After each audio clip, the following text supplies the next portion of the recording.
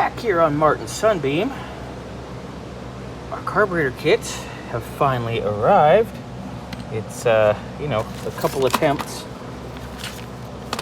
but it's finally here. So let's get started. So first order of business, obviously we need to undo our fuel line here, and it's a hard line.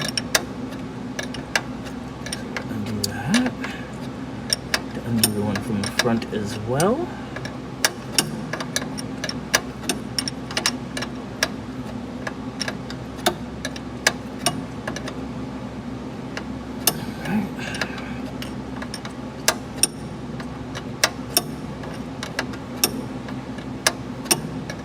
La la la la.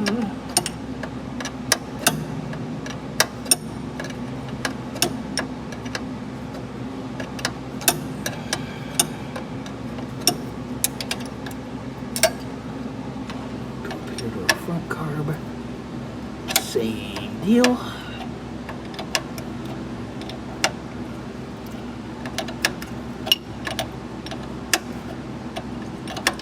Okay, so our fuel line loose, and this gas stinky. Look at the staining it's putting down. It's really dirty. I'm really curious about what's going on further in the fuel system, but first order business, like I said, we got to get these off first. So once the lines are off like this one I have to get just the rest of the way, and then take off our choke and our throttle linkage here. Alright, so removing I'm going to call that a choke tie rod because it connects them together. So remove that. This carb have everything, the nuts are off.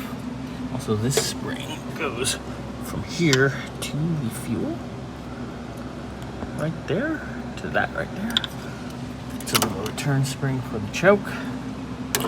Don't lose that. This baby is ready to come up and out.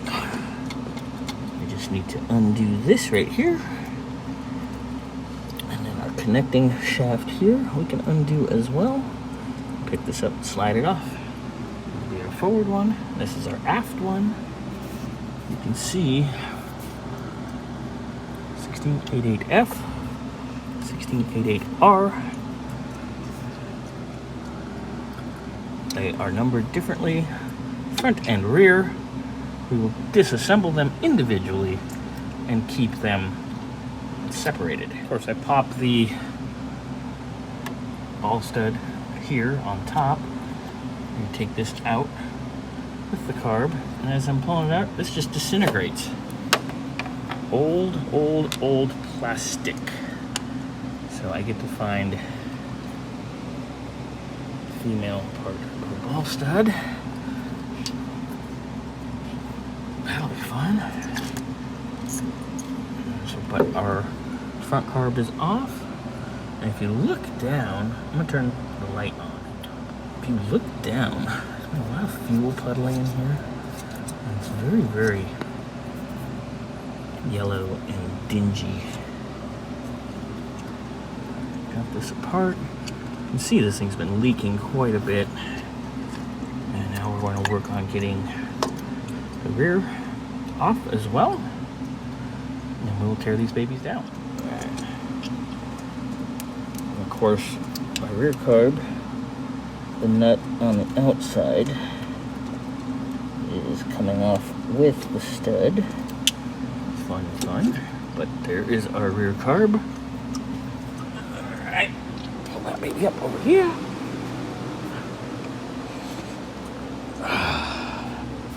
There's our rear. The rear, there's our front. Holy moly. Alright, now we get down to business. Tear these babies down. We're going to do them one at a time. We're going to keep them separate. This front and rear are different. Not much difference, but We don't want to get anything mixed up, and we want them to all go back together. You know, like when you get carburetors from a remanufacturing place, a lot of the times, I know Autoline doesn't do it, but a lot of the other companies just throw all the carbs of the same type in one big bin, and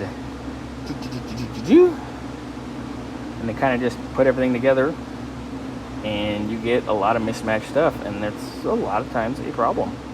All right, so first thing first on teardown, took the 2 screws out for the choke linkage, and the rest of the screws here for the top cover out.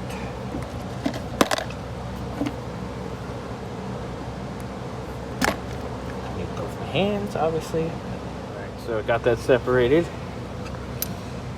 See, there's definitely where we were leaking, all the way up around the front there. Ugh. There is our float pipe. There's our float. That gasket, that's seen better days. Oy, holy moly. Stay tight. Man, I don't want to know the last time these were rebuilt. That's borderline dangerous. Alright, float assembly comes out along with our needle and seat. Well, our needle anyway. Seat's in there. We'll be pulling that out in a minute. There's our float assembly. For now, I'm just going to put that in the bin. Dump this excess gas here.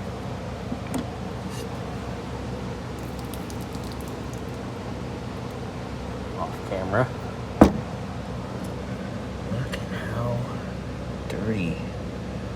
Dirty. Ugh. Rusty, dirty. There's definitely rust in this fuel system. So we'll get this apart. There's our accelerator pump, and it still pumps. You can see it with the squirter. That's a plus. So we're going to take that apart. Get our squirter out. Do our seat. Go from there. Accelerator pump out. Squirters out. We'll flip this over later and get all those check balls and everything out of there that we need to do. First order of business though is I'm going to take our seat out. Get everything else in here out.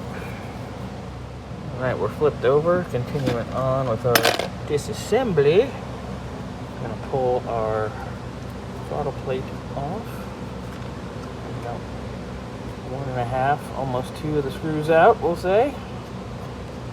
Got to get the idle mixture screw out as well. And then, let's see what other gnarliness we got going on here. It's not really too terrible, really. Pull everything apart. There's idle speed. Idle mixture. There. Goes out. This handle. In the distance here on this linkage. So I'm going to do that. The centerpiece here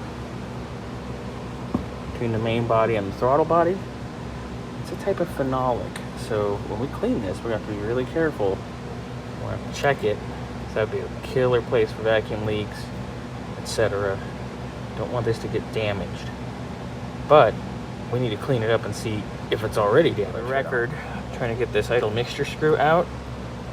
And I mean, with the regular flathead, it's taken both hands to get it to turn 1/8 of a turn, so it's pretty gummed up. So the spring here for all these throttle linkages and stuff. This is more for my notes on reassembly. Bottom goes there, and then it twists and goes over right there. All right, that's everything for our front carb. Ugh.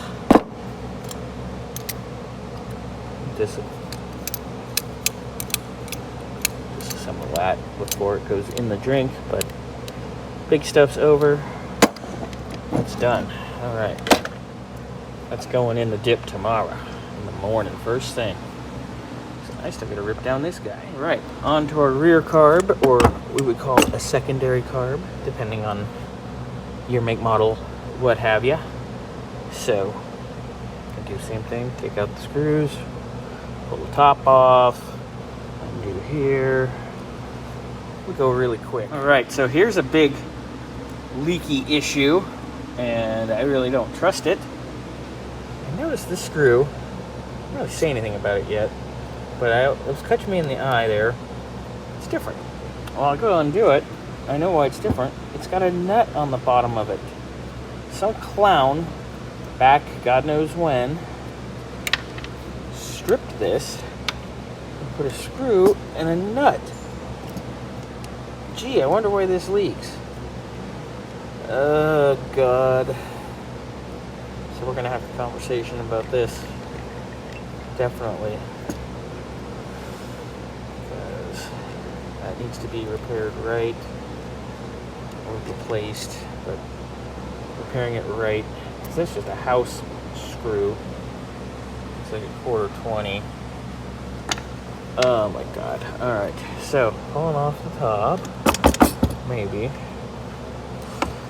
If it wants to behave itself. There it goes. Alright, top's off. Same ancient gasket. As you can see the staining where it's been leaking. Conveniently in our spot where the screw was. Fun. Alright, so there's our little top. Nothing much I'm really going to do on that right now. So we need to focus on float. Oh my God, that thing's in there. That little accelerator pump at least works.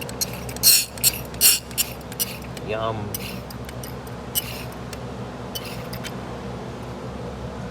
Alright, so that works. I'm gonna get our float out, our accelerator pump and our squirter out, and then disassemble the bottom side. So this float and the needle and seat, it's always been rebuilt more recently. It has the nitrile tip on the needle,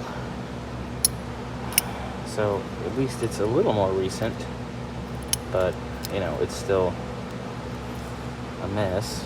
Looking into our bowl here, let me turn the light on. Sediment. Sediment.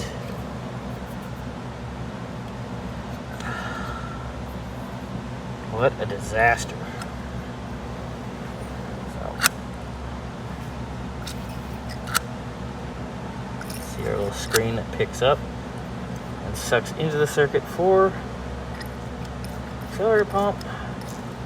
See it bubbling? And that's how that works, boys and girls. I just flipped over the secondary carb, and I kept my finger over everything like I usually do. Make sure no check balls or anything went haywire. There wasn't even a check ball in there, and there should be. So at least the idle speed screw is easy to take out on this one.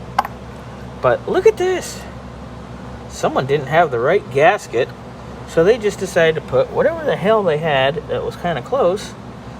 That would really screw up your air-fuel mixture. Look at this. It's halfway, well not halfway, it's at least a third into butterfly. What the hell is somebody thinking here? So, glad we're resolving that. Well, that's seen better days. Well, now I know why the vacuum reference was capped off for the distributor on this one.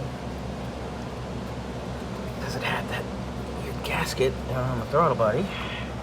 Alright, so those babies get a bath tomorrow too. Bath time, build time. A couple findings in the inside that I want to talk about real quick. Alright, so real quick, I was doing the light bulbs. Let me see here. Floating about somewhere right here. There was a kit. Sorry, my finger was in the way. There was half of a kit in the car, plus the kit I ordered. They ended up coming from the same vendor, and guess what? None of them even light up. You put power to them, you do it manually, nothing. Then you go to thread them into the sockets, and they start to twist instead of seating. So we got all kinds of fun going on with that.